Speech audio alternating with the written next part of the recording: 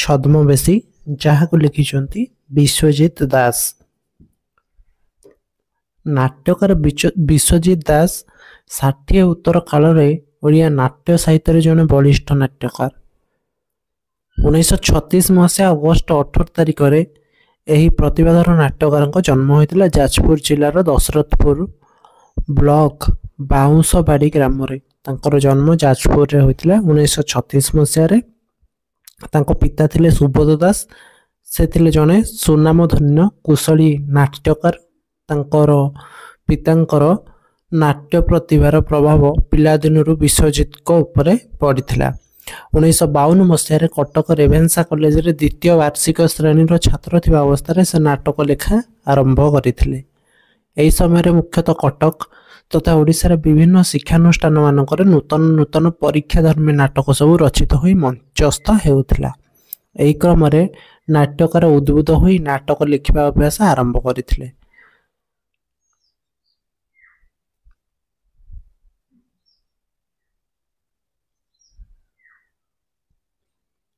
ତାଙ୍କର ଜନପ୍ରିୟ ନାଟକ ଗୁଡ଼ିକ ହେଉଛି ବହ୍ନି, ନିଶିପଦ୍ମ, ପ୍ରତାପଗଡ଼ରେ ଦିଦିନ, ନାଲିପାନ ରାଣୀ କଳାପାନ ଟୀକା, ନିଜ ପ୍ରତିନିଧିଙ୍କ ଠାରୁ ଶୁଣ। ନାଟ୍ୟକାର ବିଶ୍ୱଜିତ ଦାସଙ୍କର ଏକାଙ୍କିକା ଓ ନାଟକ ଗୁଡ଼ିକର ବିଶେଷତ୍ୱ ହେଉଛି ପାଶ୍ଚାତ୍ୟ ବସ୍ତୁବାଦୀ ଜୀବନ ଦର୍ଶନ ଦ୍ୱାରା ସେ ବିଶେଷ ଭାବେ ପ୍ରଭାବିତ। ସେ ଯେଉଁ ପାଶ୍ଚାତ୍ୟ ଜୀବନ ଦର୍ଶନ ତା ଦ୍ୱାରା ସେ ବିଶେଷ ଭାବରେ ପ୍ରଭାବିତ ହୋଇଥିଲେ। ଏହାରି ଆଧାରରେ ସେ ସାମ୍ପ୍ରତିକ ସମାଜ, ମଣିଷ ଓ ଯୁଗ ଯନ୍ତ୍ରଣାର ସ୍ୱରୂପକୁ ଅତ୍ୟନ୍ତ ନିରାସକ୍ତ ଭାବେ ଜୀବନ୍ତ ରୂପ ପ୍ରଦାନ କରିଛନ୍ତି ତାଙ୍କ ନାଟ୍ୟ ଗୁଡ଼ିକରେ। ଯଦିଓ ତାଙ୍କ ନାଟ୍ୟ ଗୁଡ଼ିକରେ ପାଶ୍ଚାତ୍ୟ ଜୀବନ, ଚିନ୍ତନ, ଆଞ୍ଚଳିକ ରୂପ, ବୈଚିତ୍ର୍ୟର ପ୍ରଭାବ ଦେଖାଯାଇଥାଏ, ତଥାପି ତାଙ୍କ ନାଟକ ଗୁଡ଼ିକରେ ନିଜର ଅଭିନବ ବ୍ୟକ୍ତିତ୍ୱର ଛାପ ମଧ୍ୟ ସେ ଛାଡ଼ି ଯାଇଛନ୍ତି। ଫଳରେ ତାଙ୍କ ନାଟକ ଗୁଡ଼ିକ କଳାତ୍ମକ ଯାଦୁଗାରୀ ରୂପେ ସୃଜନୀ କଳାରେ ହୋଇଛି ବେଶ ମନନଧର୍ମୀ ଓ କଳାତ୍ମକ। ସେ ତାଙ୍କ ନାଟକ ଗୁଡ଼ିକରେ ପାଶ୍ଚାତ୍ୟ ଜୀବନ ଦର୍ଶନର ମୌଳିକତା ଦର୍ଶାଇଛନ୍ତି, ତା ସହିତ ତାଙ୍କର ନିଜର କଳାତ୍ମକ କୃତି ମଧ୍ୟ ସ୍ଥାନିତ କରିଛନ୍ତି।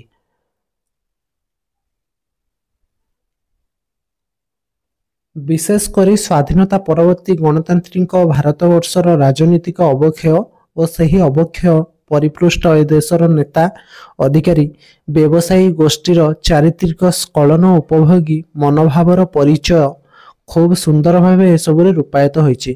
ଏଥିସହିତ ଶିକ୍ଷାପ୍ରାପ୍ତ ମଣିଷର ଅନ୍ଧ ଅହମିକା, ବସ୍ତୁବାଦ ପ୍ରତି ଉତ୍କଟ ମୋହ, ନାରୀତ୍ୱର ଅବକ୍ଷୟ ଓ ସଙ୍କଟ, ପାରିବାରିକ ଜୀବନରେ ଅବସାଦ ଓ ସଂହତିହୀନତା, ଅବାସ୍ତବ ନଗରୀ ଜୀବନର ମାୟାମୃଗୀ ଆକର୍ଷଣ ଇତ୍ୟାଦି ନାନା ପ୍ରସଙ୍ଗ ଶ୍ରୀ ଦାସଙ୍କ ନାଟ୍ୟବୃତ୍ତ ମଧ୍ୟକୁ ଓହ୍ଲାଇ ଆସିଛି। ସେ ତାଙ୍କର ନାଟକର ବିଷୟବସ୍ତୁରେ ଏହିସବୁ ଗୁଡ଼ିକୁ ସ୍ଥାନିତ କରିଛନ୍ତି। ତାଙ୍କର ବହୁ ପରିଚିତ ଏକାଙ୍କିକା ଗୁଡ଼ିକ କ'ଣ କ'ଣ ରହିଛି? ପ୍ରବେଶ ପ୍ରସ୍ଥାନ, ଛଦ୍ମବେଶୀ, ଅନ୍ତରା, ଗ୍ରୀନ ରୁମ୍, କଲେଜ କ୍ୟାଣ୍ଟିନ୍, ଶେଷ ଦୃଶ୍ୟ, ଗୋଟିଏ ଦୃଶ୍ୟ, ଚିଫ୍ ଗେଷ୍ଟ, କୀଟ, ସୁଟିଂ ଚାଲିଛି। ଏସବୁ ମଧ୍ୟରୁ କେତେକ ପ୍ରଭାବଶାଳୀ ଏକାଙ୍କିକା ଗୁଡ଼ିକ ସଂକ୍ଷିପ୍ତ ପରିଚିତ ନିମ୍ନରେ ପ୍ରଦାନ କରାଗଲା। ପ୍ରବେଶ ପ୍ରସ୍ଥାନ ଆଲୋଚ୍ୟ ଏକାଙ୍କିକାଟି ନାଟ୍ୟକାର ବିଶ୍ୱଜିତଙ୍କର ଏକ ବହୁ ଆଲୋଚିତ ଜନପ୍ରିୟ ଏକାଙ୍କିକା। କୌଣସି ସହରର ଏକ ଅଭିଜାତ୍ୟ ସମ୍ପନ୍ନ ପରିବାରର ଗୃହକୁ ପ୍ରବେଶ କରିଛନ୍ତି ଜଣେ ବିସ୍ମିତ ଭଦ୍ରଲୋକ, ଯିଏ ନିଜକୁ ଗୌତମ ବୁଦ୍ଧ ନାମରେ ନିଜକୁ ନାମିତ କରିଛନ୍ତି। ଏଭଳି ଜଣେ ଅଦ୍ଭୁତ ଆଚରଣଧାରୀ ବ୍ୟକ୍ତିଙ୍କର ବ୍ୟବହାରରେ ସମ୍ପୂର୍ଣ୍ଣ ଭାବେ ବିଚଳିତ ହୋଇପଡ଼ିଛି ଗୃହଟିର ବିଶ୍ୱସ୍ତ ଭୃତ୍ୟ ଚନ୍ଦ୍ରମଣି। ଯେଉଁ ତାଙ୍କର ରହିଲା ଯେଉଁ ଅନ୍ୟ ସବୁ ଏକାଙ୍କିକା ଗୁଡ଼ିକ, ସେଇଗୁଡ଼ିରୁ ସର୍ଟ କ୍ୱେଶ୍ଚନ୍ ମୁଖ୍ୟତଃ ମାନେ ପକାଏ ଏକ୍ଜାମରେ, ଯେମିତି ପ୍ରବେଶ ପ୍ରସ୍ଥାନର ଚରିତ୍ରକୁ ହଉ କି ତାର ବିଷୟବସ୍ତୁକୁ ନେଇ କିଛି ଗୋଟେ ସର୍ଟ କ୍ୱେଶ୍ଚନ୍ ଏକ୍ଜାମରେ ଆମେ ଦେଖିବା ପାଇଁ ପାଇବା। ଏଭଳି ଜଣେ ଅଦ୍ଭୁତ ଆଚରଣଧାରୀ ବ୍ୟକ୍ତିଙ୍କର ବ୍ୟବହାରରେ ସମ୍ପୂର୍ଣ୍ଣ ଭାବେ ବିଚଳିତ ହୋଇପଡ଼ିଛି ଗୃହଟିର ବିଶ୍ୱସ୍ତ ଭୃତ୍ୟ ଚନ୍ଦ୍ରମଣି। ସେ ସଙ୍ଗେ ସଙ୍ଗେ ଚନ୍ଦ୍ରମଣିକୁ ପ୍ରଶ୍ନ ପଚାରିଛନ୍ତି, ଆଚ୍ଛା, ତୁମକୁ ଯଦି ରାତାରାତି କିଏ ବଡ଼ବାବୁ କରିଦିଅନ୍ତା ତମେ କ'ଣ ମନା କରନ୍ତ? ଆଉ ତମର ବଡ଼ବାବୁ ଯଦି ତମର ଚାକର କିମ୍ବା ପୂଜାରୀ ହୋଇଯାଆନ୍ତେ ତମେ କ'ଣ ମନା କରନ୍ତ? ଏଭଳି ପାଗଳାମୀ ପ୍ରଶ୍ନର କିଛି ଉତ୍ତର ଦେଇପାରିନି ବିଚରା ଚନ୍ଦ୍ରମଣି। କାରଣ ସେ ଯେ ଦିନେ ବଡ଼ବାବୁ ହେବ ସେ କଥା କେବେ ବି ଜୀବନରେ ସେ ଚିନ୍ତା କରିନାହିଁ। ଏହା ପରେ ଆଗନ୍ତୁକ ଜଣକ ସେହି ପ୍ରଶ୍ନର ଉତ୍ତର ଯୁକ୍ତିନିଷ୍ଠ ସହକାରେ ଦେଇ ଚାଲିଛନ୍ତି। ତୁମେ ଚାକିରି କରୁଛ କେବଳ ନିଜର ପେଟ ଚାଖଣ୍ଡକ ପୋଷିବା ପାଇଁ। ପେଟ ନ ପୋଷିଲେ ହୁଏତ ତୁମେ ମରିଯିବ, କିନ୍ତୁ ପେଟ ପୋଷିଲେ ବି ତ ଦିନେ ନା ଦିନେ ତୁମେ ମରିବ। ପିଲାଛୁଆଙ୍କୁ ପୋଷିବା ଲକ୍ଷ୍ୟରେ ତୁମେ ଚାକିରି କରିଛ, କିନ୍ତୁ କେବେ ଭାବିଛ କି ତୁମେ ନିଜେ ମଣିଷ ହୋଇଛ? ଏହାପରେ ଚନ୍ଦ୍ରମଣି ଭାବିଛି ପ୍ରକୃତରେ ସେ ଆଜି ପର୍ଯ୍ୟନ୍ତ ଜୀବନକୁ ଭଲ ଭାବେ ବୁଝିନି କି କୌଣସି ସ୍ୱପ୍ନ ବି ଦେଖିନି। ଏପରିକି ହସ ବା ଆନନ୍ଦ କ'ଣ ସେ ଏପର୍ଯ୍ୟନ୍ତ ଜାଣିନି। ଏହା ଜାଣି ଆଗନ୍ତୁକ ତାକୁ ଖୁବ୍ ଜୋରରେ ମନ ଖୋଲି ହସିବାକୁ କହିଛନ୍ତି। ଚନ୍ଦ୍ରମଣି ତାଙ୍କୁ ବିନମ୍ରତାର ସହିତ କହିଛି, ଆର ଘରେ ତ ବାବୁଙ୍କ ସାନ ପୁଅ ପାଠ ପଢୁଛି। ଏହା ଶୁଣି ଆଗନ୍ତୁକ ଜଣକ ସ୍ପଷ୍ଟ ଭାବେ ଚନ୍ଦ୍ରମଣିକୁ କହିଛି, ଯଦି ବଞ୍ଚିବାକୁ ଚାହଁ ତେବେ ବଞ୍ଚିବା ଭଳି ବଞ୍ଚ, ଯଦି ମରିବାକୁ ଚାହଁ ତେବେ ବର୍ତ୍ତମାନ ଆତ୍ମହତ୍ୟା କରିଦିଅ। ମରିବାକୁ ଯଦି ଏତେ ଡର ତେବେ ହସ ମନ ଖୋଲି ଖୁବ୍ ଜୋରରେ ହସ। ଶେଷରେ ଚନ୍ଦ୍ରମଣି ଖୁବ୍ ଜୋରରେ ହସିଛି। ସେଇ ମୁହୂର୍ତ୍ତରେ ଅଫୁରନ୍ତ ହସ ଉତ୍ତାଳ ତାନ ଭିତରେ ତା ମନରେ ଆସିଛି ଭାବାନ୍ତର। ସେଇ ହଠାତ୍ ଅନୁଭବ କରିଛି ସତକୁ ସତ ସେ ଏ ଘରେ ହୋଇଯାଇଛି ବଡ଼ବାବୁ, ଆଉ ତାର ବଡ଼ବାବୁ ଏବେ ହୋଇଯାଇଛନ୍ତି ପୂଜାରୀ ଚନ୍ଦ୍ରମଣି। କ୍ରମଶଃ ବାବୁଙ୍କ ପୁଅ ରୂପାନ୍ତରିତ ହୋଇଯାଇଛି ଚାକରରେ। ଏଭଳି ପରିବର୍ତ୍ତନ ଯଦିବା ଅବାସ୍ତବ, କଳ୍ପନାର ବାହାରେ, ତଥାପି ନାଟ୍ୟକାରଙ୍କ ଏଥିରେ ଇଙ୍ଗିତ କରିଛନ୍ତି ନାଟ୍ୟକାର ଏଭଳି ପରିବର୍ତ୍ତନ ଯେ କେବଳ ଏକ ଆକସ୍ମିକ ପରିବର୍ତ୍ତନ ତାହା ନୁହେଁ, ଅତୀତର ସମସ୍ତ ମୂଲ୍ୟବୋଧ ସମାଜରେ କିପରି ବଦଳି ଯାଇଛି ଓ ଭବିଷ୍ୟତରେ ବଂଶଧର କିପରି ସେମାନଙ୍କ ସ୍ଥାନ ଅଧିକାର କରିନେବେ, ଏହି ବକ୍ତବ୍ୟ ନାଟ୍ୟକାର ପ୍ରଦାନ କରିଛନ୍ତି ଆଜିର ସମାଜ ମଣିଷଙ୍କ ପାଇଁ। ଅର୍ଥାତ୍ ସମୟ ସହିତ ସବୁକିଛି ପରିବର୍ତ୍ତନଶୀଳ। ସେମିତି ଆଜି ଯାହାର ପୌଷ ମାସ, କାଲି ତାର ସର୍ବନାଶ। ସେହିପରି କଥା, ସେ କେବେ ଧନୀ ହୋଇଥିଲେ କେବେ ଗରିବ ହୋଇଯାଉଛନ୍ତି, କିଏ ଗରିବ ଥିଲେ କିଏ ଧନୀ ହୋଇଯାଉଛି। ସମୟ ସହିତ ସବୁକିଛି ବଦଳୁଛି। ତାହା ଆମକୁ ନାଟ୍ୟକାର ସୁନ୍ଦର ଭାବରେ ଦର୍ଶାଇ ଦେଲେ ପ୍ରବେଶ ପ୍ରସ୍ଥାନ ଏକାଙ୍କିକାଟିରେ।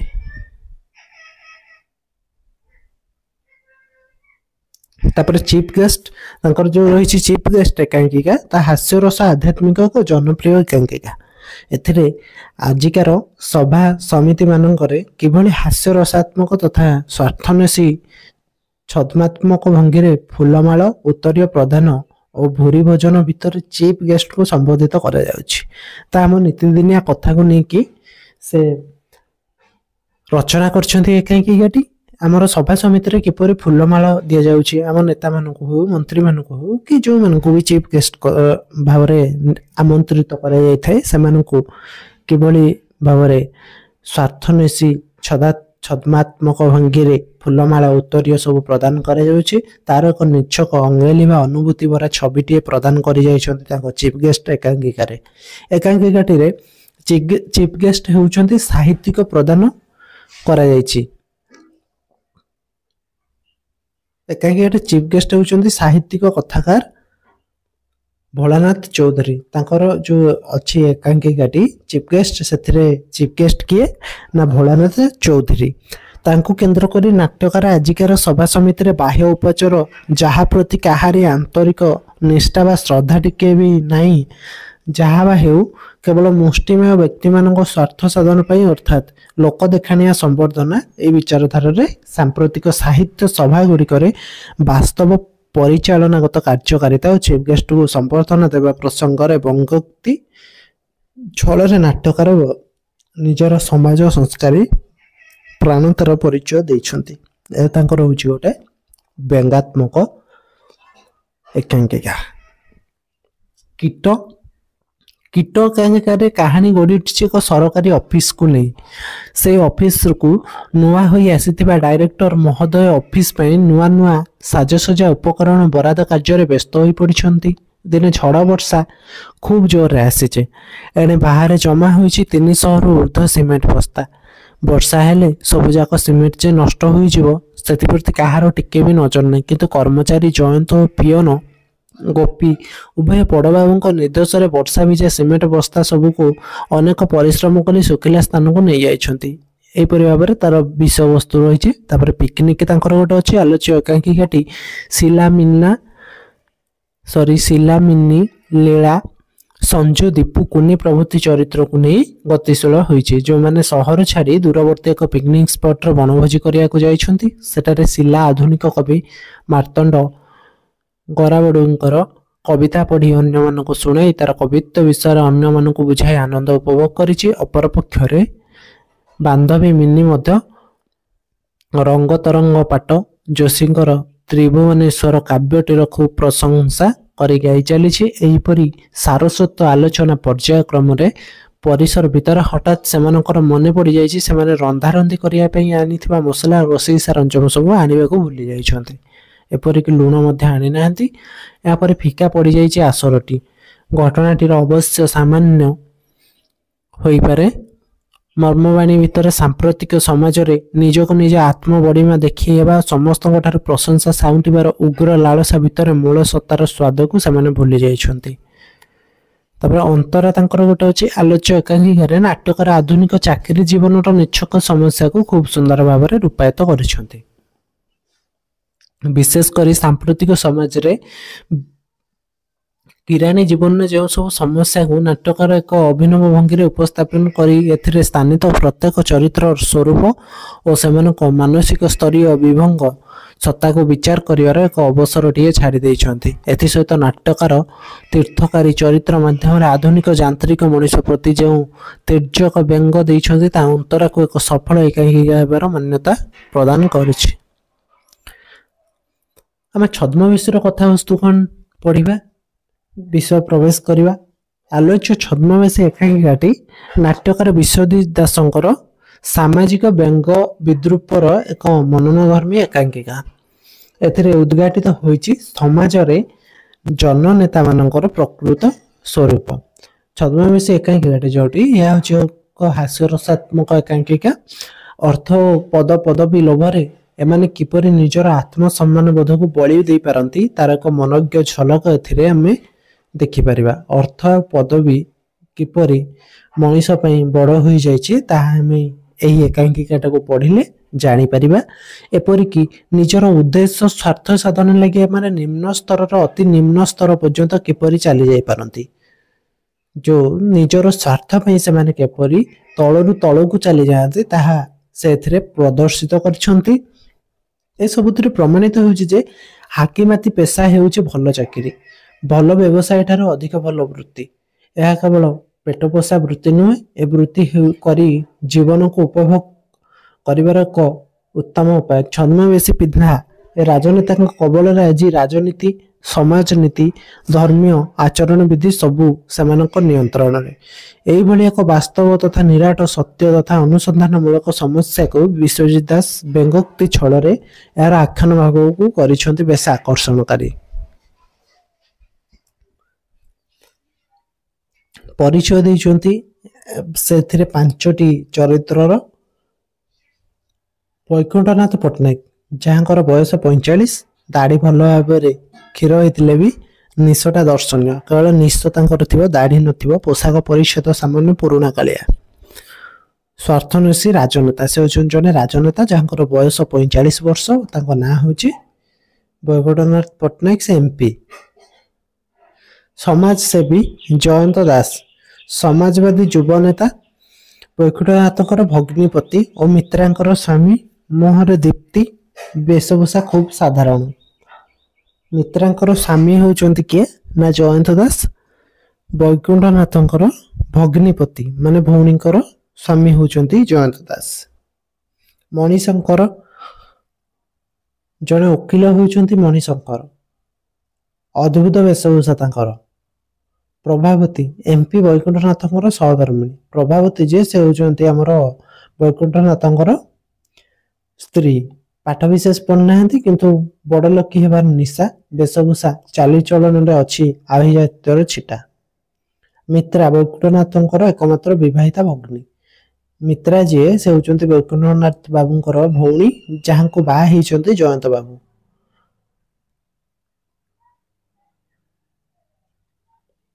ସେ ସୁନ୍ଦରୀ, ବୟସ ହେଲେ ତାଙ୍କର 23-24 ପାଖାପାଖି।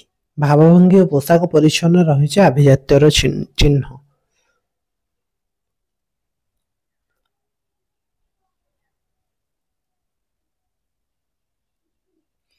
ତେବେ ଆରମ୍ଭ କରିଛନ୍ତି ନାଟ୍ୟକାର ମାନେ ଏକାଙ୍କିକାର ବିଷୟବସ୍ତୁ କେମିତି? ଏମ୍ପି ଶ୍ରୀଯୁକ୍ତ ବୈକୁଣ୍ଠନାଥ ପଟ୍ଟନାୟକ କଟକ ସହରସ୍ଥ ବାସଭବନରେ ଅଛନ୍ତି। ସକାଳର ସମୟ। ଶ୍ରୀଯୁକ୍ତ ପଟ୍ଟନାୟକ ସୁସଜ୍ଜିତ ବୈଠକଖାନାରେ ଗୋଟିଏ ଦାମିକା ସୋଫା ଉପରେ ଆଉଜି ବସି ଖବର କାଗଜ ପଢୁଥିବା ଅବସ୍ଥାରେ ବୈକୁଣ୍ଠନାଥଙ୍କର ଏକମାତ୍ର ବିବାହିତା ଭଗିନୀ ମିତ୍ରା ଅଳ୍ପ କିଛି ସମୟ ପରେ ଦୁଆର ପାଖରେ ଉପସ୍ଥିତ ହୋଇଛନ୍ତି ମିତ୍ରାର ସ୍ୱାମୀ ଜୟନ୍ତ। ସେ ଜଣେ ଜନପ୍ରିୟ ଭିନ୍ନ ମତାବଲମ୍ବୀ ଯୁବ ନେତା। ଭିନ୍ନ ମତାବଲମ୍ବୀ ମାନେ ଜୟନ୍ତ ବାବୁ ଆଉ ଯୋଉ ରହିଲେ ଆମର ବୈକୁଣ୍ଠନାଥ, ସେ ଦୁଇ ଜଣ ରାଜନେତା କିନ୍ତୁ ଭିନ୍ନ ମତାବଲମ୍ବୀ, ମାନେ ଇଏ ଗୋଟେ ଅଲଗା ଦଳର, ସିଏ ଜଣେ ଅଲଗା ଦଳର। ସେ ମଧ୍ୟ ଉପସ୍ଥିତ ଅଛନ୍ତି। ପାଦ ଚିପି ଚିପି ଘରକୁ ପ୍ରବେଶ କରୁ କରୁ ଦେଖିଛନ୍ତି ପତ୍ନୀ ମିତ୍ରା ଖବର କାଗଜ ପଢ଼ାରେ ନିମଗ୍ନ। ଏହା ଦେଖି ଆତର୍କିତ ଭାବରେ ଜୟନ୍ତ ମିତ୍ରା ହାତରୁ ଖବର କାଗଜଟିକୁ ଛଡ଼ାଇ ନେଇଛନ୍ତି। ଚମକି ପଡ଼ି ମିତ୍ରା ପଛକୁ ଫେରି ଦେଖିଛି ତା ପତିଦେବ ଜୟନ୍ତ। ସେ ଖବର କାଗଜଟିକୁ ଛଡ଼ାଇ ନେଇଛନ୍ତି ଯେତେବେଳେ ସେ ଦେଖିଛି, ଚମକି ପଡ଼ି କିଏ ଛଡ଼ାଇ ନେଲେ, ସେ ଦେଖିଛି ତାଙ୍କ ସ୍ୱାମୀ ଜୟନ୍ତ। ଏତାଦୃଶ ଦୃଶ୍ୟସଜ୍ଜା ପରିପ୍ରେକ୍ଷୀରେ ଆରମ୍ଭ ହୋଇଛି ଏହାର ଆଖ୍ୟାନ ଭାଗ। ତହିଁରେ ଚଳପ୍ରଚଳ ହେଉଥିବା ଚରିତ୍ରମାନେ। ଏହାର ମୁଖ୍ୟ ଦ୍ୱନ୍ଦ୍ୱ ସୃଷ୍ଟି ପ୍ରସଙ୍ଗଟି ହେଉଛି ଓକିଲ ମଣିଶଙ୍କରଙ୍କ ଦ୍ୱାରା ପ୍ରେରିତ ଏକ ଡାକ ଚିଠି। ଚିଠିଟି କ'ଣ ନା ଏପରି ଲେଖାଯାଇଛି। ବ୍ରହ୍ମପୁର, ତାରିଖ 29/9/68। ପ୍ରିୟ ମହାଶୟ, ଆପଣ ଶୁଣି ଖୁସି ହେବେ ଯେ ସ୍ୱର୍ଗତ ଶ୍ରୀଯୁକ୍ତ ରବିଶଙ୍କର ମର୍ଦ୍ଦରାଜ ମହାଶୟ ତାଙ୍କର ୱିଲରେ ଆପଣଙ୍କ ନାମରେ 2 ଲକ୍ଷ ଟଙ୍କା ଗଚ୍ଛିତ ରଖିଯାଇଛନ୍ତି। କିନ୍ତୁ ଏଥିପାଇଁ ସେ ଏକ ସାମାନ୍ୟ ସର୍ତ୍ତ ରଖିଯାଇଛନ୍ତି। ସର୍ତ୍ତଟି ହେଉଛି ଉଲ୍ଲିଖିତ ଟଙ୍କା ପାଇବାକୁ ହେଲେ ଆପଣଙ୍କୁ ଆପଣଙ୍କ ନାମ ଶେଷରେ ଗଜ ଗୋବର୍ଦ୍ଧନ ସିଂ ଉପାଧିଟି ଗ୍ରହଣ କରିବା ପାଇଁ ହେବ। ଇତି ମଣିଶଙ୍କର ମର୍ଦ୍ଦରାଜ ଓକିଲ। ଏହି ପ୍ରସଙ୍ଗରୁ ଏକାଙ୍କିକାଟିର କାହାଣୀ ହୋଇଛି ଗତିଶୀଳ। ଚରିତ୍ରମାନଙ୍କର ଅର୍ଥଲୋଭର ଉଗ୍ର ଅର୍ଥ ଲାଳସା ସହିତ କ୍ଷମତା ତଥା ଭୋଗବିଳାସ ଭାବନାର ନିଚ୍ଛକ ଚିତ୍ରରାଜି। ଏଥିସହିତ ସ୍ପଷ୍ଟ ହୋଇଯାଇଛି ସାମ୍ପ୍ରତିକ ରାଜନୈତିକ ବ୍ୟବସ୍ଥା ଓ ଚରିତ୍ରର ବିବର୍ତ୍ତିତ ରୂପରେଖ ଇଙ୍ଗିତ ଧର୍ମୀ ହ୍ୟୁମର କ୍ରିଏଟ୍ ଛଳରେ। ଏକାଙ୍କିକାଟିର ପ୍ରାରମ୍ଭିକ ପର୍ବରେ ଦୃଶ୍ୟମାନ ହୋଇଛି ଯୁବନେତା ଜୟନ୍ତ ବାବୁ ବାଲେଶ୍ୱରର ଏକ ଜନସଭାରେ ଭାଷଣ ଦେଇ ସଦ୍ୟ ଫେରିଛନ୍ତି ଟ୍ରେନରେ କଟକ ଷ୍ଟେସନରୁ ସେ ଯେତେବେଳେ ଓହ୍ଲେଇଛନ୍ତି, କଟକସ୍ଥିତ ତାଙ୍କ ଜ୍ୟେଷ୍ଠ ଶାଳକ ପାର୍ଲାମେଣ୍ଟ ସଭ୍ୟ ବୈକୁଣ୍ଠ ବାବୁଙ୍କ ବାସଭବନକୁ ସେ ଯାଇଛନ୍ତି, ଯେଉଁଠାରେ ଅଛନ୍ତି ତାଙ୍କ ପତ୍ନୀ ମିତ୍ରା। ଜୟନ୍ତ ବାବୁ ଘରେ ପଶୁଣୁ ତାଙ୍କ ଦୃଷ୍ଟିରେ ପଡ଼ିଛି ପତ୍ନୀ ମିତ୍ରା ଖବରକାଗଜ ପଢ଼ିଛି। ଏହା ଦେଖି ସେ ଚମକାଇ ଦେବା ଲକ୍ଷ୍ୟରେ ସେ ଅତର୍କିତ ଭାବରେ ଖବରକାଗଜଟିକୁ ହଠାତ୍ ଛଡ଼ାଇ ନେଇଛନ୍ତି। ବୁଲି ପଡ଼ି ମିତ୍ରା ଦେଖିଛି ସେ ଆଉ କେହି ନୁହଁ, ତାଙ୍କ ପତି ଜୟନ୍ତ ବାବୁ।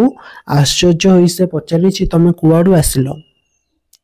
ଜୟନ୍ତ ବାବୁ ଉତ୍ତର ଦେଇଛନ୍ତି, ଷ୍ଟେସନରୁ। ବାଲେଶ୍ୱରରେ ଗୋଟାଏ ସାଧାରଣ ସଭା ଥିଲା, ସେଇଥିରେ 2 ଘଣ୍ଟା ଭାଷଣ ଦେଇ ଏବେ ଫେରୁଛି। ଏତେ କମ୍ ସମୟ ଭିତରେ ସଭା ସାରି ଆସିବା ଶୁଣି ଆଶ୍ଚର୍ଯ୍ୟ ହୋଇଯାଇଛନ୍ତି ମିତ୍ରା। ସେ ଜୟନ୍ତକୁ ପ୍ରଶ୍ନ କରିଛନ୍ତି, ସଭାଟା କେମିତି ହେଲା? ଏହାର ଉତ୍ତରରେ ଜୟନ୍ତ କହିଛନ୍ତି, ପ୍ରଥମେ ଅବଶ୍ୟ ଲୋକ ଖୁବ୍ କମ୍ ଥିଲେ। ତାପରେ ଲାଉଡ୍ ସ୍ପିକରରେ ସିନେମା ରେକର୍ଡ 2ଟା ବାଜିଲା ପରେ ଲୋକେ ଜମା ହୋଇଗଲେ। ତାପରେ ଆରମ୍ଭ ହେଲା ଭାଷଣ। ବୁଲି ବୁଲି ବିଭିନ୍ନ ସ୍ଥାନରେ ଭାଷଣ ଦେବା ଥିଲା ଜୟନ୍ତଙ୍କ ପାଇଁ ଏକ ପେଶା। ଯେହେତୁ ସେ ରାଜନେତା ଥିଲେ, ବୁଲି ବୁଲି ଭାଷଣ ଦେବା ତାଙ୍କର ହେଉଛି ଗୋଟେ ପେଶା। ଏହା ଶୁଣି ପତ୍ନୀ ମିତ୍ରା କହିଛି, ଏମିତି ଆଉ କେତେ ଦିନ ଚଳେଇବ କହିଲ? ଇଆଡ଼େ ତମେ ଭାଇଙ୍କ ବିରୁଦ୍ଧରେ ଯାହା ଇଚ୍ଛା ତାହା କହିବ, ସିଆଡ଼େ ଭାଇ ତମ ନାଁରେ ଯାହା ଇଚ୍ଛା ତାହା କହିବେ। ଏମାନେ 2 ଜଣ ବିରୋଧୀ, 2 ଜଣ ରାଜନେତା। ଏଇଟା କ'ଣ ଲୋକଙ୍କ ଆଖିରେ ସୁନ୍ଦର ଦିଶୁଛି? ଏହା ଶୁଣି ଜୟନ୍ତଙ୍କ ବକ୍ତବ୍ୟଟି ଥିଲା, କହିଲେ ପରା ଏଇଟା ମୋର ପେଶା। ସିଏ MP ହେଲେ, ମୁଁ ବି ତ ଯୁବନେତା। ବୁଲି ବୁଲି ବକ୍ତୃତା ନଦେଲେ ଚଳିବ କେମିତି? ଜନସାଧାରଣଙ୍କ ପ୍ରତିନିଧି ଆମେ। ସେମାନଙ୍କ ଦୁଃଖ ଦୁର୍ଦ୍ଦଶା ନ ବୁଝିଲେ ଆମ ଉପରୁ ସେମାନଙ୍କର ଆସ୍ଥା ତୁଟିଯିବ ବା ଭରସା ଉଠିଯିବ। ଏକଥା ମିତ୍ରାକୁ ଆଦୌ ଭଲ ଲାଗିନି। ସେ କହିଛି, ତା ବୋଲି ଭାଇ ଆଉ ତମ ଭିତରେ ଏମିତି କଳି କଜିଆଟା ମୁଁ ପସନ୍ଦ କରିବିନି। ଏହାପରେ ଜୟନ୍ତ ପତ୍ନୀ ମିତ୍ରାଙ୍କ ଅନ୍ତରରେ କଥା ବୁଝି ତାକୁ ବୁଝାଇଛନ୍ତି। ଆଇଡିଓଲୋଜିମ୍ ମିତ୍ରା, ଆଇଡିଆଲିଜିମ୍ କହିଛନ୍ତି ଏଇଟାକୁ। ଆଇଡିଆଲିଜିମ୍ ଆଗରେ ବାପ ପୁଅ ଶ୍ୱଶୁର ଜ୍ୱାଇଁ, ଏମିତିକି ସ୍ୱାମୀ ସ୍ତ୍ରୀର ସମ୍ପର୍କ କିଛି ନୁହେଁ। ସେ ତାକୁ କହିଛନ୍ତି ଆଇଡିଆଲିଜିମ୍। ଏହାପରେ ବିରକ୍ତି ଭରା ସ୍ୱରରେ ମିତ୍ରା ଜୟନ୍ତକୁ କହିଛି ବିରକ୍ତି ଭାବରେ, ଯାହା ତୁମେ ବୁଝୁଛ କର, ମୁଁ ଆଉ କିଛି କହିବି ନାହିଁ।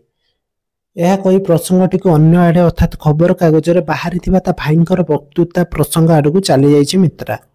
ମିତ୍ରା ଖବରକାଗଜରେ ତା ଭାଇଙ୍କର ବକ୍ତୃତା ପ୍ରସଙ୍ଗ ଜୟନ୍ତକୁ ଜଣାଇବା ଉଦ୍ଦେଶ୍ୟରେ କହିଛି, ତାର ଭାଇ ପୁରୀର ଏକ ବିରାଟ ଜନସଭାରେ ଭାଷଣ ଦେବା ପ୍ରସଙ୍ଗରେ କହିଛନ୍ତି ଆଜିର ଯୁବ ଶକ୍ତିର ନୈତିକ ଅଧପତନ ଘଟିଛି। ଏହା ଶୁଣି ରହସ୍ୟମୟ ଭଙ୍ଗୀରେ ଜୟନ୍ତ ଉତ୍ତର ଦେଇ ଓ କହିଛନ୍ତି ସେ ବି ଏଇଭଳି ବାଲେଶ୍ୱର ମିଟିଂରେ ତା ଭାଇଙ୍କ ବିରୁଦ୍ଧରେ କହିବାକୁ ମଧ୍ୟ ଭୁଲି ନାହାନ୍ତି। ଏହାପରେ ମିତ୍ରାଙ୍କୁ ବୁଝାଇବା ଭଙ୍ଗୀରେ ଜୟନ୍ତ ବାବୁ କହିଛନ୍ତି, ତମର ଭାଇ ମୋର ନୈତିକ ଅଧପତନ ହୋଇଛି ବୋଲି କହିଦେଲେ ତ ହେବ ନାହିଁ, ଲୋକେ ବିଶ୍ୱାସ ମଧ୍ୟ କରିବା ଦରକାର। ତମେ ନିଜେ ବିଶ୍ୱାସ କର ସେ କଥା। ଏହା ଶୁଣି ମିତ୍ରା କିନ୍ତୁ ତା ଭାଇଙ୍କର କଥାକୁ ଅଧିକ ବିଶ୍ୱାସ କରିଛି। ଏହାପରେ ଜୟନ୍ତ ମିତ୍ରାଙ୍କୁ ବୁଝାଇବା ଭଙ୍ଗୀରେ ବୁଝାଇଛନ୍ତି, ଏଟା ଅବଶ୍ୟ ଏକ ସାମ୍ବିଧାନିକ ଅଧିକାର, ଯାହାକି ଗଣତାନ୍ତ୍ରିକ ସମ୍ବିଧାନର ଏକ ବିଶେଷତ୍ୱ, କିନ୍ତୁ ତା ବୋଲି ଘର ଭିତରେ ତ ଆମେ କେହି କାହାର ଶତ୍ରୁ ନୁହଁ। ଏଇ ତ କ'ଣ ଗୋଟିଏ ପ୍ରୋବ୍ଲେମ ଉପରେ ମୋର ପରାମର୍ଶ ସେ ମାଗିଲେ। ମୁଁ ବି ତ ଅନେକ ଥର ତାଙ୍କର ଆଡଭାଇସ୍ ନେଇଛି କାମରେ, ସେଥିପାଇଁ କ'ଣ ଅଛି। ଏହା କହିବା ସହିତ ନିଜର ବ୍ୟକ୍ତିଗତ ମତଟି ଛାଡ଼ି ଯାଇଛନ୍ତି, ଯାହାକି ଛଦ୍ମବେଶୀ ବ୍ୟକ୍ତିତ୍ୱର ଏକ କାଳିମାମୟ ଦିଗନ୍ତକୁ ଉନ୍ମୋଚନ କରିବାରେ ସହାୟକ ହୋଇଛି। ତାଙ୍କ ବିଚାରରେ ବ୍ୟକ୍ତିଗତ ଭାବରେ ତାଙ୍କର ଏକ କ୍ୟାପିଟାଲିଷ୍ଟ ମେଣ୍ଟାଲିଟି ମୋତେ ଭଲ ଲାଗେନା। ସେ ଚାହାନ୍ତି ମୁଁ କେମିତି ରାତାରାତି ବଡ଼ ଲୋକ ହୋଇ ତମକୁ ନେଇ କଣ୍ଟିନେଣ୍ଟାଲ ଟୁର୍ରେ ଯାଏ, ହେଲେ ମୁଁ ଆଇ ହେଟ୍ ମନି। ଏହି ମର୍ମରେ ସେ ଜଣାଇ ଦେବାକୁ ଚାହିଁଛନ୍ତି ନିଜର ପତ୍ନୀ ମିତ୍ରାଙ୍କୁ ସେ କ୍ୟାପିଟାଲିଷ୍ଟ ମେଣ୍ଟାଲିଟିର ମଣିଷ ନୁହେଁ, ତା ଭାଇ ଭଳି, କି ତା ଭାଇଙ୍କ ପରି ରାତାରାତି ବଡ଼ ଲୋକ ହେବାର ନିଶା ମଧ୍ୟ ତାଙ୍କର ନାହିଁ। ମୋଟ ଉପରେ ସେ ତା ଭାଇଙ୍କ ଭଳି ମନି ଓରିଏଣ୍ଟେଡ୍ ମଣିଷ ନୁହେଁ। ମିତ୍ରା କିନ୍ତୁ ଏହାକୁ ଗ୍ରହଣ କରି ପାରିନି। ଜୟନ୍ତକୁ ସେ କହିଛି, ଭାଇ ବୋଧହୁଏ ଠିକ୍ ଏଇଥିଲାଗି ତୁମର ନୈତିକ ଅଧପତନ ହୋଇଛି ବୋଲି କହୁଛନ୍ତି। ଏହି ଅବସରରେ ଦୃଶ୍ୟପଟକୁ ଆସି ଯାଇଛନ୍ତି ମିତ୍ରାର ବଡ଼ ଭାଇ MP ବୈକୁଣ୍ଠ ପଟ୍ଟନାୟକ, ଯାହାଙ୍କର ବୟସ 45, ପୋଷାକ ପରିଚ୍ଛଦରେ ସାମାନ୍ୟ ପୁରୁଣା କାଳିଆ ପିନ୍ଧିଛନ୍ତି। ତାଙ୍କ ସହିତ ଯୋଗ ଦେଇଛନ୍ତି ଜୟନ୍ତ ଓ ପତ୍ନୀ ପ୍ରଭା ଦେବୀ। ତାଙ୍କର ପତ୍ନୀ ପ୍ରଭା ଦେବୀ ମଧ୍ୟ ତାଙ୍କ ସହିତ ଆସିଛନ୍ତି ବୈକୁଣ୍ଠନାଥ ପଟ୍ଟନାୟକଙ୍କ ସହିତ।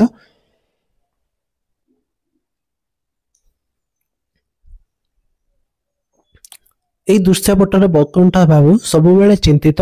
ତାଙ୍କର ଭଗ୍ନୀ ପ୍ରତି ଜୟନ୍ତ ନିଜର କ୍ୟାରିୟର ପ୍ରତି ସେତେଟା ସଚେତନ ନାହାନ୍ତି ବୋଲି ଦର୍ଶାଇଛନ୍ତି ଏକାଙ୍କିକାର। ସେହି ଚିନ୍ତାରେ ସେ ଜୟନ୍ତ ବାବୁ ପରାମର୍ଶ ଦେଇଛନ୍ତି, ମୁଁ କହୁଛି କ'ଣ କି ସେସବୁ ଛାଡ଼ି ତମେ ଗୋଟେ ଚାକିରି ବାକିରି କରୁନ, କହିଲେ ମୁଁ ପଛେ ପଣ୍ଡାଙ୍କ ପାଖକୁ ଖଣ୍ଡେ ଚିଠି ଲେଖିଦେବି। ତାଙ୍କର ସେଠି ଡାଇରେକ୍ଟର ପୋଷ୍ଟଟା ଏପର୍ଯ୍ୟନ୍ତ ଖାଲି ଅଛି। ମିଷ୍ଟର ପଣ୍ଡାଙ୍କ ପାଖକୁ ସେ ଚିଠି ଲେଖିଦେବେ, ଡାଇରେକ୍ଟର ପୋଷ୍ଟ ଖାଲି ଅଛି। ତାଙ୍କୁ ସେ କହୁଛନ୍ତି ତମେ ଚାକିରି କର, ତୁମେ ରାଜନୀତି ପଛରେ ଦୌଡ଼ ନାହିଁ, ପଇସା ଇନକମ୍ କର, ଏଇଆ କହୁଛନ୍ତି ବୈକୁଣ୍ଠ ବାବୁ ମିତ୍ରାଙ୍କର ସ୍ୱାମୀଙ୍କୁ। ଏହି ବକ୍ତବ୍ୟରେ ସ୍ପଷ୍ଟ ହୋଇପଡ଼ୁଛି ସାମ୍ପ୍ରତିକ ରାଜନୈତିକ ବ୍ୟକ୍ତି ଚରିତ୍ର ଓ ବ୍ୟବହାରରେ ବାସ୍ତବ ଚିତ୍ର ନେତାଙ୍କ ଖଣ୍ଡେ ଚିଠି ଓ ଫୋନର କଲରେ ଅଯୋଗ୍ୟ ହିଁ ଯୋଗ୍ୟ। ସେହି ଯୋଗ୍ୟତାର କୌଣସି ମୂଲ୍ୟ ନାହିଁ, ଅର୍ଥାତ୍ କ୍ଷମତା ହିଁ ପଦବୀ ଗ୍ରହଣ କରିବାର ଏକମାତ୍ର ମାଧ୍ୟମ। ଜୟନ୍ତ ବାବୁ ବୈକୁଣ୍ଠ ବାବୁଙ୍କ ପ୍ରସ୍ତାବକୁ ଆଦୌ ଗ୍ରହଣ କରିନାହାନ୍ତି, ବରଂ କହିଛନ୍ତି ମୁଁ ବର୍ତ୍ତମାନ ଗାଁ ବୁଲି ସଂଗଠନମୂଳକ କାମ କରୁଛି, ସେସବୁ ଡାଇରେକ୍ଟର ପୋଷ୍ଟ ମୁଁ ଦେଇପାରିବ, ମୋତେ ଦେଲେ ବି ମୋ ଦ୍ୱାରା ହେବ ନାହିଁ ସେ ଡାଇରେକ୍ଟର ପୋଷ୍ଟ, ସେସବୁକୁ ମୁଁ ଘୃଣା କରେ। ଉଦ୍ୟମ ଯୁବ ଶକ୍ତିର ପ୍ରତୀକ ସେ। ଏହି ଦୃଶ୍ୟପଟରେ ଆସିଛି ଅନ୍ୟ ଏକ ନାଟକୀୟ ଦ୍ୱନ୍ଦ୍ୱ, ଯାହା କେନ୍ଦ୍ରବିନ୍ଦୁ ହୋଇଛି ଡାକରେ ବୈକୁଣ୍ଠ ବାବୁଙ୍କ ନାମରେ ଆସିଥିବା ଏକ ଚିଠିକୁ ନେଇ। ପତ୍ରର ସ୍ୱାକ୍ଷରକାରୀ ହେଉଛନ୍ତି ବିଚକ୍ଷଣ ଓକିଲ ମଣିଶଙ୍କର ମର୍ତ୍ତରାଜ। ଚିଠିଟିଏ ଲେଖାଯାଇଛି ଗଞ୍ଜାମ ଜିଲ୍ଲାର ଜୈନିକ ପ୍ରତିପତ୍ତି ଓ ପ୍ରଭାବଶାଳୀ ବ୍ୟକ୍ତି ସ୍ୱର୍ଗତ ରବିଶଙ୍କର ମର୍ତ୍ତରାଜଙ୍କ ମୃତ୍ୟୁର ଅବ୍ୟବହିତ ପୂର୍ବରୁ ଏକ ୱିଲରେ ସେ ଲେଖି ଯାଇଛନ୍ତି ତାଙ୍କର ମୃତ୍ୟୁ ପରେ ତାଙ୍କ ସଞ୍ଚିତ 2 ଲକ୍ଷ ଟଙ୍କା ପାଇବେ କେବଳ ବୈକୁଣ୍ଠନାଥ। ଏହା ସହିତ ସେ ସର୍ତ୍ତ ରଖିଛନ୍ତି କ'ଣ ନା, ନାମ ଶେଷରେ ବୈକୁଣ୍ଠ ବାବୁଙ୍କୁ ଯୋଡ଼ିବାକୁ ହେବ ଗୋବର୍ଦ୍ଧନ ସିଂ, କାରଣ ତାଙ୍କର ଏହି ବୁନିୟାଦୀ ନାମଟା ବୈକୁଣ୍ଠ ବାବୁଙ୍କ ପରି ଜଣେ ଜନପ୍ରିୟ ନେତାଙ୍କ ନାମ ସହିତ ଯୋଡ଼ି ହୋଇ ରହିଲେ ସବୁଦିନ ପାଇଁ ଲୋକଙ୍କ ମନରେ ରହିବ। ଚିଠିଟି ପାଇସାରି ପଢ଼ିବା ପରେ ଗଭୀର ମାନସିକ ସଙ୍କଟରେ ପଡ଼ିଯାଇଛନ୍ତି ବୈକୁଣ୍ଠ ବାବୁ। କିନ୍ତୁ ପତ୍ନୀ ପ୍ରଭାଦେବୀଙ୍କର ଲକ୍ଷ୍ୟ ରହିଛି କେବଳ ଏହି 2 ଲକ୍ଷ ଟଙ୍କା ଉପରେ।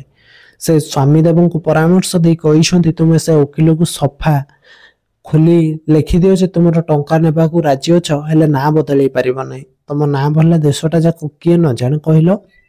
ଏହା ଶୁଣି ବୈକୁଣ୍ଠ ବାବୁ କହିଛନ୍ତି, ଏଥିରେ ସର୍ତ୍ତଟି ଅଛି, ନାଁଟା ନ ଯୋଡ଼ିଲେ ଟଙ୍କା ମିଳିବ ନାହିଁ। ଏହାକୁ ନାପସନ୍ଦ କରିଛନ୍ତି ପ୍ରଭାଦେବୀ। ସେ ସ୍ୱପ୍ନ ଦେଖିଛନ୍ତି ଅସୁମାରୀ, ଯେମିତି ଟଙ୍କା ମିଳିଗଲେ ନୂଆ ଘରଟା 4 ମହଲା ବର୍ଷକ ଭିତରେ ହୋଇଯିବ, ଆଉ ଗୋଟିଏ ନୂଆ ଗାଡ଼ି କିଣି ହେବ। ତେଣୁ ପତିଦେବଙ୍କୁ ବାଧ୍ୟ କରିଛନ୍ତି, ନାଁ ଯୋଡ଼ିବାରେ କ'ଣ ଅଛି, ଟଙ୍କା ଦରକାର।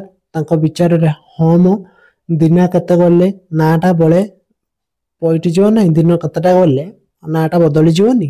ମୋ ବାହାଘର ଆଗରୁ ମୁଁ ତ ପୁଣି ପ୍ରଭାବତୀ ଥିଲି, ଏଇନା ହୋଇଛି ପଟ୍ଟନାୟକ।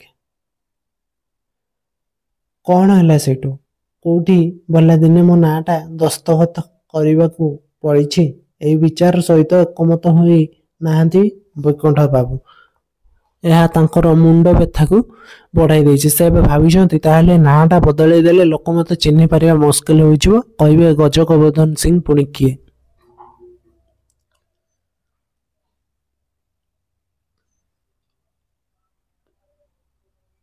ଏହିଭଳି ସଙ୍କଟରେ ପଡ଼ି ସେ ଭଗ୍ନିପତି ଜୟନ୍ତଙ୍କ ସହିତ ଏ ବିଷୟରେ ପରାମର୍ଶ କରିବାକୁ ପ୍ରସ୍ତାବ ରଖିଥିବାରୁ ପ୍ରଭାଦେବୀ ଚିଙ୍କି ପଡ଼ି ଉଠି କହିଛନ୍ତି, ତା ସାଙ୍ଗରେ ଗୋଟାଏ କ'ଣ ପରାମର୍ଶ କରିବ ମୁଁ? ତମେ ଯାହା ଠିକ୍ ଭାବୁଛ କର।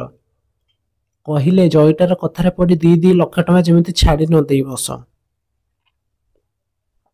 କି ସ୍ୱାର୍ଥପର ଛଦ୍ମବେଶୀ ଭାଉଜଟିଏ ଇଏ ସତେ! ଚିଠିଟିର ସର୍ତ୍ତକୁ ନେଇ ବଡ଼ ଚିନ୍ତାଗ୍ରସ୍ତ ଭାବରେ ବୈକୁଣ୍ଠ ବାବୁ ଘର ଭିତରେ ପଦଚାରଣା କରୁଥିବା ଅବସରରେ ନିଃଶବ୍ଦରେ ପ୍ରବେଶ କରିଛନ୍ତି ଜୟନ୍ତ। ଘରେ ପଶୁ ପଶୁ ଜୟନ୍ତ ବୈକୁଣ୍ଠ ବାବୁଙ୍କୁ 2 ଲକ୍ଷ ଟଙ୍କା ପାଉଥିବାର ଜାଣି ତାଙ୍କୁ ଅଶେଷ ଧନ୍ୟବାଦ ଦେଇଛନ୍ତି। ବୈକୁଣ୍ଠ ବାବୁ ଜୟନ୍ତଙ୍କୁ 2 ଲକ୍ଷ ଟଙ୍କା ସାଙ୍ଗରେ ନେଇ ସର୍ତ୍ତଟି ବିଷୟ କହିଛନ୍ତି। ଏହା ସହିତ ଜୟନ୍ତ ପରିହାସ ଚଳରେ ବୈକୁଣ୍ଠ ବାବୁଙ୍କୁ କହିଛି, ଭଲ ହେଲା ଏଣିକି ବୈକୁଣ୍ଠ ବାବୁ ସାଧାରଣରେ ପରିଚିତ ହେବେ ଶ୍ରୀଯୁକ୍ତ ବୈକୁଣ୍ଠନାଥ ଗଜଗୋବର୍ଦ୍ଧନ ସିଂ MP। ଚମତ୍କାର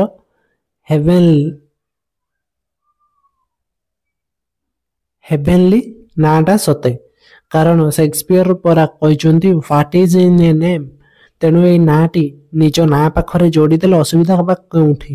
ଏହା ଶୁଣି ବୈକୁଣ୍ଠ ବାବୁ ଜୟନ୍ତଙ୍କୁ ପଚାରିଛନ୍ତି, ଗଞ୍ଜାମର ବିରାଟ ଜମିଦାର ବଂଶର ନାଁଟା ସେ ନେଲେ ସେମାନଙ୍କ ସ୍ମୃତି ତ ଜନମାନସରେ ଚିରଦିନ ପାଇଁ ରହିଯିବ, ଏଥିରେ କ୍ଷତି କ'ଣ?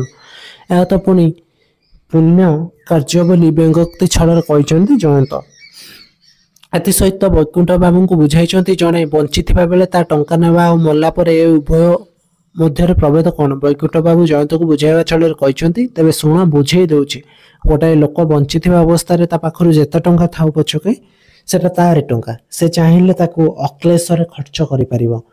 ସେତେବେଳେ ତା ପାଖରୁ ଦାନ ନେବାଟା ନିଛକ ଭିକ୍ଷା ଗ୍ରହଣ ପରି ମନେ ହେବ। କିନ୍ତୁ ଥରେ ମରିଗଲା ପରେ ତାର ଆଉ ଟଙ୍କାର ଦରକାର ନାହିଁ। ସେତେବେଳେ ଟଙ୍କା ନେବାକୁ ମନା କରିବା ଏଟା କେବଳ ବୋକାମି ନୁହଁ, ସ୍ୱର୍ଗତ ଆତ୍ମା ପ୍ରତି ଅବିଚାର ହେବ। ଏହା ଶୁଣି ଜୟନ୍ତ କହିଛନ୍ତି, ତେବେ ଲୋକଟା ମରିଯାଇଛି ବୋଲି ସେ ଦୟା କରି ଏହି ଟଙ୍କା ନେବାକୁ ଚାହୁଁଛନ୍ତି।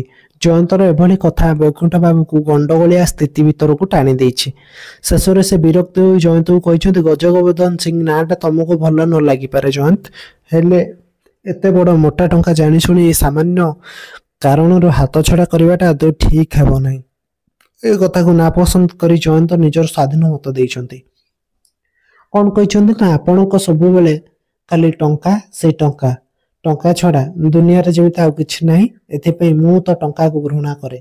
ଏହା ଶୁଣି ବୈକୁଣ୍ଠ ବାବୁ ଜୟନ୍ତଙ୍କର ଏହି ମତ ଏକ ପିଲାଳିଆମି ବୋଲି ଦାବି କରିଛନ୍ତି। ଏଥିସହିତ ନିଜର ସର୍ବଶେଷ ସିଦ୍ଧାନ୍ତ ଜୟନ୍ତକୁ ଶୁଣାଇ ଦେଇ କହିଛନ୍ତି, ତମେ ପିଲା ଲୋକ, ସାମାନ୍ୟ ଗୋଟିଏ ନାଁ ବଦଳେଇ 2 ଲକ୍ଷ ଟଙ୍କା ଛାଡ଼ିଦେବା ତମ ଆଗରେ ପିଲା ଖେଳ ହୋଇପାରେ, ମୋ ଆଗରେ ନୁହେଁ। ମୁଁ ତୁମକୁ ବହୁତ ବେଶୀ ପ୍ରାକ୍ଟିକାଲ, ତୁମଠୁ ବେଶୀ ପ୍ରାକ୍ଟିକାଲ ହେଉଛି ମୁଁ। ତମେ କ'ଣ ଭାବୁଛ ନାଁଟା ବଦଳେଇ ଦେଲେ ମୋର ରେପୁଟେସନ ଉପରେ ଆଞ୍ଚ ଆସିବ? ଏହା ଶୁଣି ଜୟନ୍ତ ବିଦ୍ରୂପ ଭଙ୍ଗୀରେ ଉତ୍ତର ଦେଇଛି, ନା ତ ତା କୁଆଡ଼େ ଆସିବ, ନାଁଟା କୁଆଡ଼େ ଆସିବ? ସେ କହିଛନ୍ତି, ଆମ ପରି ନୈତିକ ଅଧପତନ ଯେଉଁମାନଙ୍କର ଘଟିଛି ସେମାନେ ଆପଣଙ୍କର ଖୁବ୍ ପ୍ରଶଂସା କରିବେ। ପତ୍ର ପତ୍ରିକାରେ କାର୍ଟୁନ ବାହାରିବ।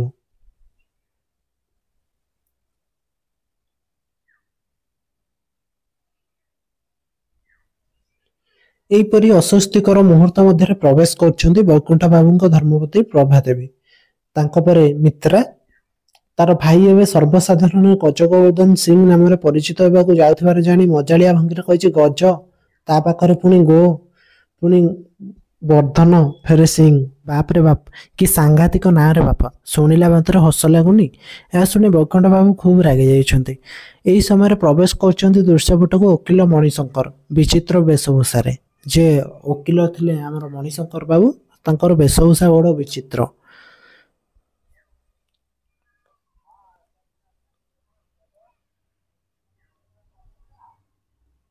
କଥା ପ୍ରସଙ୍ଗରେ ବୈକୁଣ୍ଠ ବାବୁ ମଣିଶଙ୍କର ବାବୁଙ୍କ ଠାରୁ ଜାଣିବାକୁ ପାଇଛନ୍ତି ସେ କେସରେ ଲିଗାଲ ଅଥରିଟି ତ।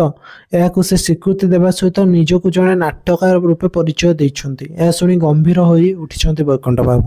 ଏବେ ସନ୍ଦେହ ଘରରେ ଓକିଲ ମଣିଶଙ୍କର ବାବୁ, ଯିଏକି ମେକଅପ୍ ନେଇ ଓକିଲ ଭୂମିକାରେ ଅବତୀର୍ଣ୍ଣ। ଏହାପରେ ସୌଜନ୍ୟତା ଦୃଷ୍ଟିରୁ ପ୍ରଭାଦେବୀ ଓ ଜୟନ୍ତ ଯିବାକୁ ବାହାରିବା ସମୟରେ ଓକିଲ ମଣିଶଙ୍କର ଜୟନ୍ତର ହାତ ଧରି ପକାଇ ତାଙ୍କ ନାମରେ ଏଇଭଳି ଏକ ଚିଠି ଆସିଛି ବୋଲି ଜଣାଇ ତାଙ୍କ ହାତକୁ ବଢ଼ାଇ ଦେଇଛନ୍ତି। ଏହି କ୍ରମରେ ନାଟ୍ୟ ଉତ୍କଣ୍ଠା କ୍ରମଶଃ ବଢ଼ି ଚାଲିଛି। ପୂର୍ବରୁ ବୈକୁଣ୍ଠ ବାବୁ ଚିଠିରେ ଯାହା ଲେଖା ଥିଲା, ଜୟନ୍ତଙ୍କ ଚିଠିରେ ମଧ୍ୟ ସେହି ପ୍ରସଙ୍ଗ।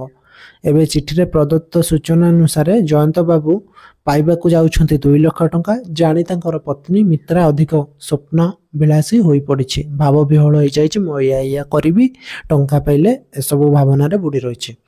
କିନ୍ତୁ ପ୍ରଦତ୍ତ ସତ୍ତାନୁଯାୟୀ ଉଲ୍ଲିଖିତ ଟଙ୍କା ପାଇବାକୁ ହେଲେ ନାମ ଶେଷରେ ଗଜଗୋବର୍ଦ୍ଧନ ସିଂ ଉପାଧି ଗ୍ରହଣ କରିବା ପାଇଁ ପଡ଼ିବ। ଏହା ସମସ୍ତଙ୍କର ମୁଣ୍ଡ ବ୍ୟଥାର କାରଣ ପାଲଟିଛି। ମଣିଶଙ୍କର ହାସ୍ୟ ମୁଖରେ ଚିଠିଟିରେ ଥିବା ବକ୍ତବ୍ୟକୁ ସମର୍ଥନ କରିଛନ୍ତି। ଏଣେ ବୈକୁଣ୍ଠ ବାବୁ ଜୟନ୍ତ ସେହି 2 ଲକ୍ଷ ଟଙ୍କା ପାଇବାକୁ ଯାଉଛନ୍ତି ଜାଣି ସେ ଅଧିକ ବିବ୍ରତ ହୋଇଯାଇଛନ୍ତି। ଏହା ଜାଣି ମିତ୍ରା ଖୁବ୍ ମାନସିକ ଯନ୍ତ୍ରଣାରେ ବିବ୍ରତ ହୋଇ କହିଛି, ଓ ହାଉ ସି ଥ୍ରିଲ୍। ମଣିଶଙ୍କର ବାବୁଙ୍କର ଏପରି କୌତୂହଳ ପ୍ରସଙ୍ଗକୁ ସ୍ୱୀକୃତି ଦେବାକୁ ଯାଇ ଜୟନ୍ତ ରାଗିଯାଇ କହିଛନ୍ତି, ମୋ ସାଙ୍ଗରେ କ'ଣ ଥଟ୍ଟା କରୁଛନ୍ତି ମଣିଶଙ୍କର ବାବୁ? ମୁଁ ରିଫ୍ୟୁଜ୍ କରୁଛି। ଏ ସମ୍ପର୍କରେ କୌଣସି ଆଲୋଚନା ବି କରିବାକୁ ଚାହେଁନା। ଏହା କହି ଚିଠିଟିକୁ ସମସ୍ତଙ୍କ ସାମ୍ନାରେ ଟିକ୍ ଟିକ୍ କରି ଚିରି ଦେଇ କହିଛି, ମୋତେ ପୁଣି ଟଙ୍କାର ଲୋଭ ଦେଖାଉଛନ୍ତି। ଏହା କହି ଜୟନ୍ତ ବିବ୍ରତ ଭାବରେ ଘର ଭିତରକୁ ଚାଲିଯିବାର ଦେଖି ଅସୁମାରୀ ସ୍ୱପ୍ନରେ ନିଜକୁ ହଜାଇ ଦେଇଥିବା ମିତ୍ରା ପଛରୁ ଡାକି କହିଛି, ଆରେ ତୁମେ ଚାଲି ଯାଉଛ ଯେ, ଏତେ ଗୁଡ଼ାଏ ଟଙ୍କା, ଶୁଣ। ଏହା କହି ସେ ଜୟନ୍ତଙ୍କ ପଛେ ପଛେ ଘର ଭିତରକୁ ଚାଲି ଯାଇଛି। କିଛି ସମୟ ପରେ ଏଭଳି ଫାର୍ସରୁ ମୁକୁଳି ପ୍ରଭାଦେବୀ ମଧ୍ୟ ଚାଲି ଯାଇଛନ୍ତି। ଏହାପରେ ଏକାନ୍ତରେ ବୈକୁଣ୍ଠ ବାବୁ ଓକିଲ ମଣିଶଙ୍କର ବାବୁକୁ କହିଛନ୍ତି, ଦେଶର ଚାରିଆଡ଼େ ତାଙ୍କର ଖୁବ୍ ଖ୍ୟାତି ଅଛି। ତାଙ୍କୁ ସମସ୍ତେ ଜାଣନ୍ତି, ତାଙ୍କ ନାଁଟି ବି ସମସ୍ତେ ଜାଣନ୍ତି। ଅବଶ୍ୟ ସେ ଗଜଗୋବର୍ଦ୍ଧନ ସିଂ ଗଞ୍ଜାମର ବିରାଟ ଜମିଦାର ବଂଶର ନାଁଟାକୁ ଗ୍ରହଣ କରି ଖୁବ୍ ଗର୍ବ ଅନୁଭବ କରନ୍ତି।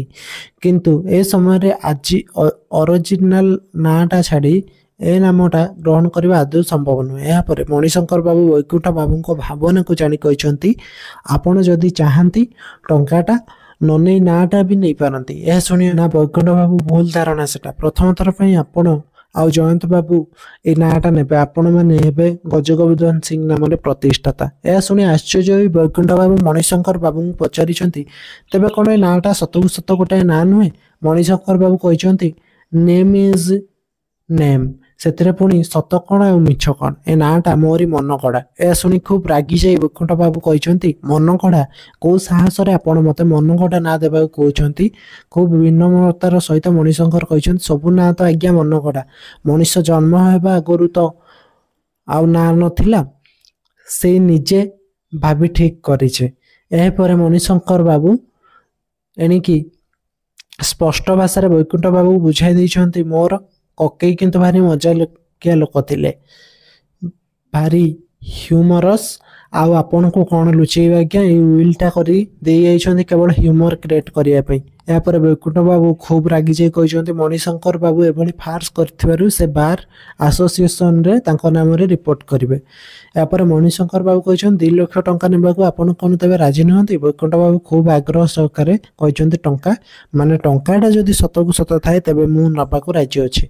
आ सुनी मणिशंकर बाबू वैकुंठ बाबूंकर टंका प्रति लोभकू देखि तांको सचेतन कराइबाकू जे कहते ता सहित जोड़िबाकू पड़िबो सेई नाटाको। पुणी सेई ना अधिक हतोत्साहित हो पड़िछंती वैकुंठ बाबू। गभीर मानसिक जंत्रणा से घर भीतर चली जाइछंती। सेई संग संग मणिशंकर बाबू कलम बाहर करी कागज उपरे किछि लेखि सेटु चली जाइछंती। छाड़ी जाइछंती सेटारे तांकर किछि लेखा कागज गुड़िको।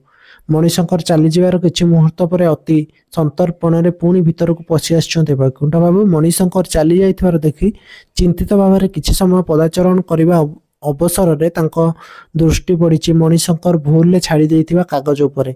वैकुंठ बाबू कागजर गोटे अंश पढ़ी जानिछंती सेटिरे केवल लेखा होइछि Utkal furniture company versus Jagannath Ram and co. या देखि से रागी कागजटी को चिरी पकाइछंती।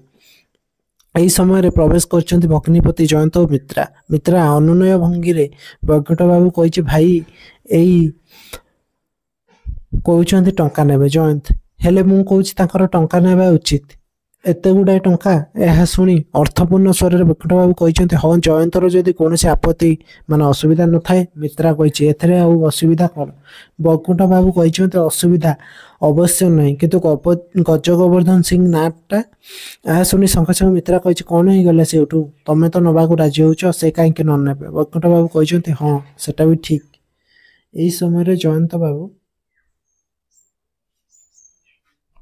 पहुंची पत्नी के उद्देश्य कहते शेष को देखुची तम बुद्धि रे पड़ी मते बाध्य होई टंका नेबाकू पड़िबो।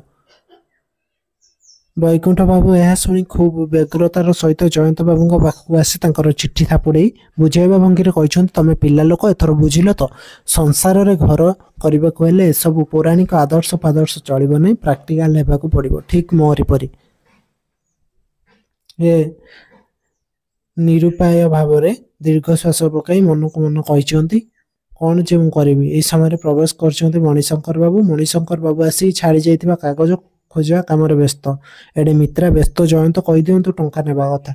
शेष रे जयंत कहछंती एबे टंका नेबाकू राजी। या सुनी मणिशंकर बाबू उच्छ्वसित स्वर रे मूर्त आत्मा ककई के उद्देश्य कहछंती सुनुच ककई जयंत भी राजी अछंती। या परे हसी उठी जयंत को मणिशंकर बाबू पचारछंती तबे आपण टंकाटा नेबे जयंत बाबू। जयंत बाबू ही बोली कहछंती हाँ बोली कहछंती।